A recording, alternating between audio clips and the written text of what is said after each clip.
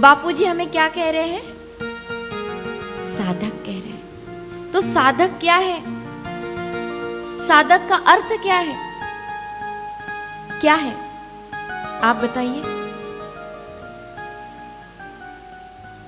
साधक अर्थात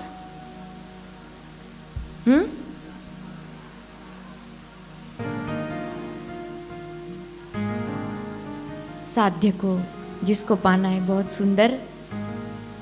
तो साधक कौन है? जिसके जीवन में लक्ष्य भी पक्का हो चुका है और उस लक्ष्य को पाने के लिए उसने अपना निश्चित मार्ग भी तय कर लिया है कि मुझे उस तक पहुंचना है और उस साध्य तक पहुंचने के लिए मुझे क्या साधन करना है और किस मार्ग पर चलना है, वो भी उसका पक्का हो गया है। वो है साधक। और साधक का क्या लक्ष्य होना चाहिए, इसका बहुत सुंदर वर्णन हमारे गुरु के चरित्र में आता है। गुरु आज्ञा पालन करे, अन्य भावना त्याग, ब्रह्म ज्ञान का लक्ष्य रहे, शिष्य वही बड़भाग। गुरु मंत्र जपता रहे, करता जो नित ध्यान, गुरु सेवा में लगा रहे, निश्चित हो कल्याण।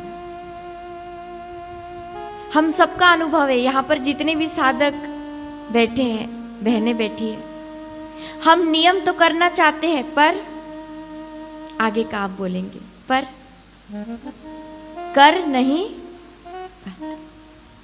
हम पक्का करते कि हमें पाठ करना ही करना है, पर कर नहीं पाते। हम पक्का करते कि हमको गुरुद्वार पे जाना ही जाना है, पर मेहमान आएंगे, कुछ हो जाएगा तो हम तो ऐसा क्यों होता है? हम करना चाहते पर कर नहीं पाते। इसमें केवल आप नहीं है, मैं भी हूं।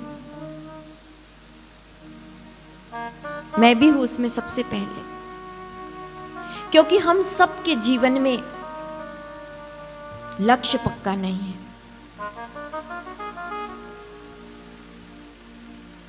नहीं है पक्का।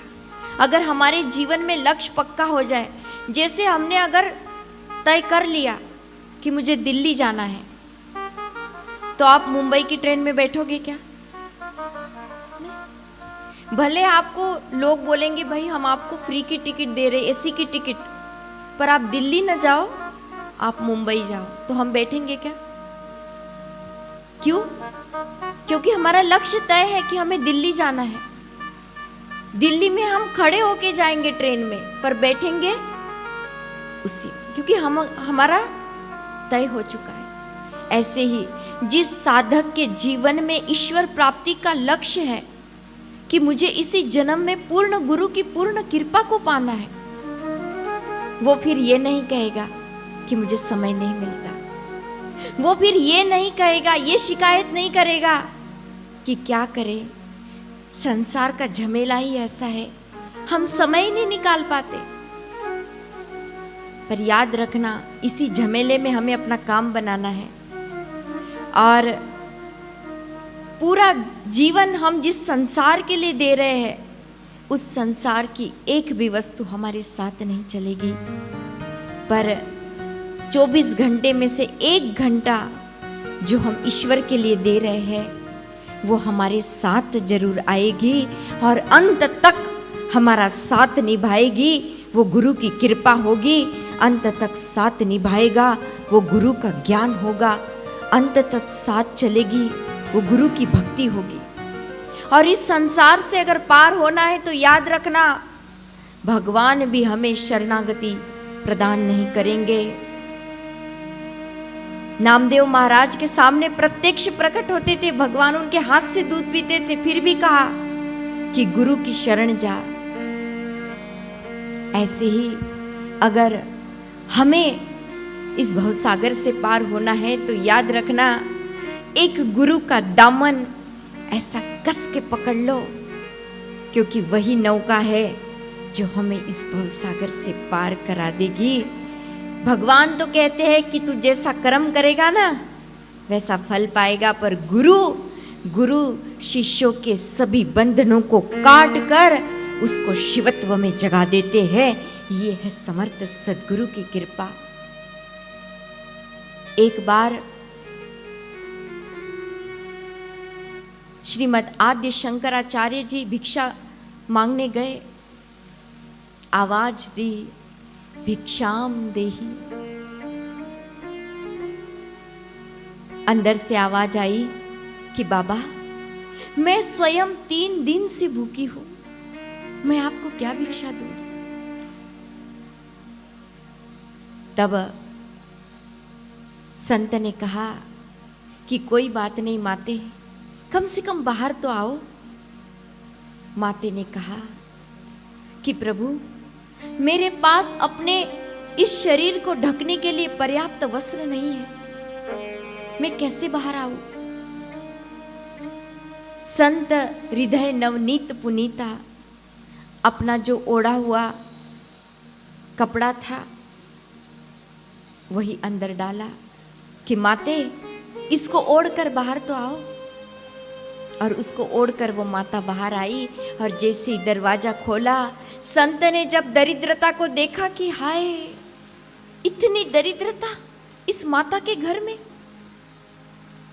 प्रार्थना की कि हे माते लक्ष्मी, कम से कम इस माता को पेट भर के भोजन तो करा दे, इतना तो दे दे। तब आकाशवाणी हुई कि हे वत्स, इसका कोई ऐसा सत्कर्म नहीं है कि मैं इसके घर जाऊं।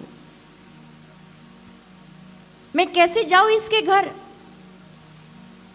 तब देखो संत का हृदय, कहते हैं आग लगी आकाश में, झरझर पड़े अंगार, संत न होते जगत में तो जल मरता संसार।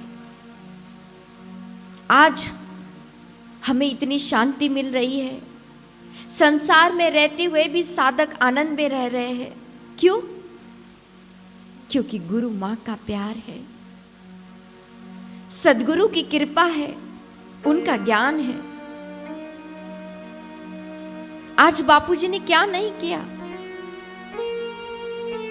हम किसी को अगर हित की बात समझाते हैं और वो व्यक्ति अगर ना माने तो हम 2-4 बार बोल के उसको छोड़ देते हैं कि भाई हम कितना बोल रहे तो भी सुनता नहीं, जाने दे, मरने दो इसको। पर सोचो, गत 50 वर्षों से बापू हमें समझा रहे हैं क्या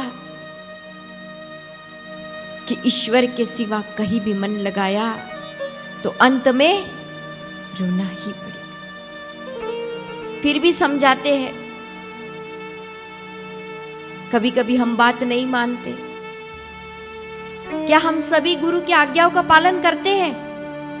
नहीं करते, छोड़ देते हैं। पर गुरु ने कभी नहीं छोड़ा। आज भी देखा कितनी करुणा कृपा बरसा रहे थे बापू, सतत अपनी ब्रह्मवाणी से हमारे मन को झकझोर रहे थे, हमारे अंदर वो बीज डाल रहे थे कि पता नहीं कौन सा बीज काम कर जाए, कौन सा वचन मेरे शिष्य के हृदय को लग जाए और उसका काम बन जाए।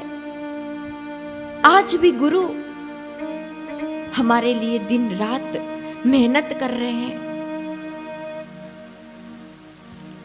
और पूज्य बापू जी का वचन है कि अगर हम संत का समय लेते हैं और उसका सदुपयोग नहीं करते तो हमें बहुत बड़ा पाप लगता है। तो हम सबको ध्यान रखना है कि हमने बापू का समय लिया है और उस समय को हमें सार्थक करना है। तो संत श्रीमद् आद्य शंकराचार्य जी उस माता के घर में कुछ ढूंढने लग गए तो 8 दिन का सूखा आंवला उनको मिला। और वो 8 दिन का सूखा आंवला उस वृद्धा माता के हाथ में देते हुए उन्होंने कहा कि माते, पूर्ण श्रद्धा के साथ, अहोभाव के साथ ये आंवला मुझे दान कर। और माता ने वो आंवले का दान किया है। और 8 दिन का सूखा आंवला आद्य शंकराचार्य जी ने चबाया है। और कहानी कहती है कि जैसे ही उन्होंने उस आंवले को चबाया, उसके घर में सोने के आंवले की बरसात हुई है, क्योंकि उस माता के हाथ से ब्रह्मज्ञानी सदगुरु की सेवा हुई। तो हम क्या समझते हैं ब्रह्मज्ञानी सदगुरु की सेवा को?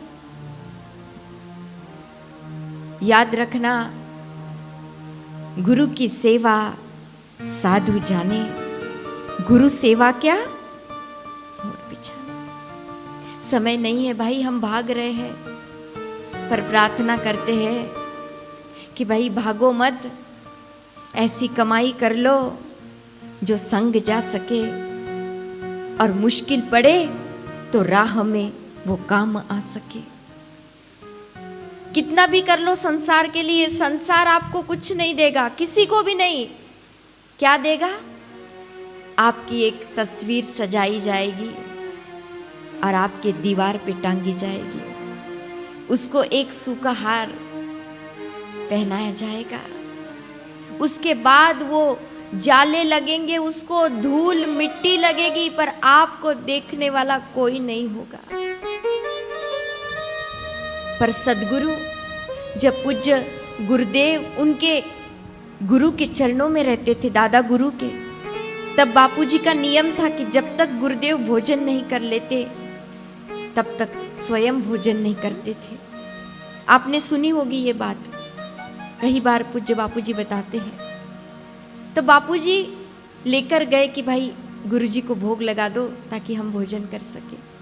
तो सेवक ने कहा कि नहीं भाई, आज गुरुदेव एकांत में बैठे हैं, क्यों भोजन नहीं किया? नहीं, उनका एक भक्त गुजर गया, उसकी यात्रा करवा रहे हैं, ध्यान में बैठकर उसकी सद्गति करवा रहे हैं। ये है संतों की महिमा। अरे संत और सदगुरु ही काम आएंगे, बाकी बेटा तो अग्नि संस्कार तक, और पत्नी आपके दहलीज तक, उसके आगे नहीं।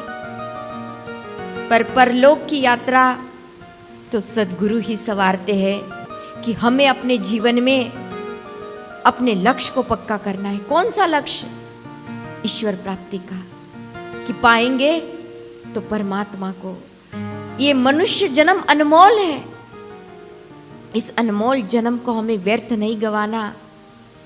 ऐसी कमाई कर लो जो संग जा सके, मुश्किल पड़े तो राह में वो काम आ सके। तो ऐसी कमाई करने का संकल्प हम सभी लेंगे, दृढ़ता से सेवा का संकल्प लेंगे, दृढ़ता से साधना का संकल्प लेंगे। चाहे कुछ भी हो जाए, नियम करना है तो करना है, सेवा करनी है तो करनी है।